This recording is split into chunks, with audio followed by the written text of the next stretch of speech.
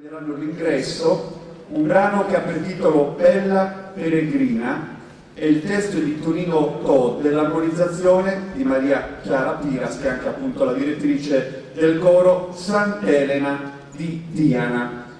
Facciamo entrare gli amici e le amiche di Tiana così possono posizionarsi e regalarci questo secondo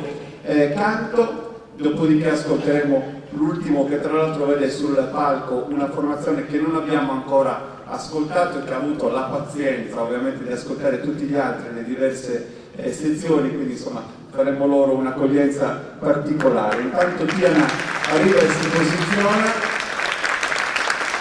stiamo arrivando pian piano al momento più atteso ovviamente della serata, che sarà un po' la sintesi di tutto quello insomma che abbiamo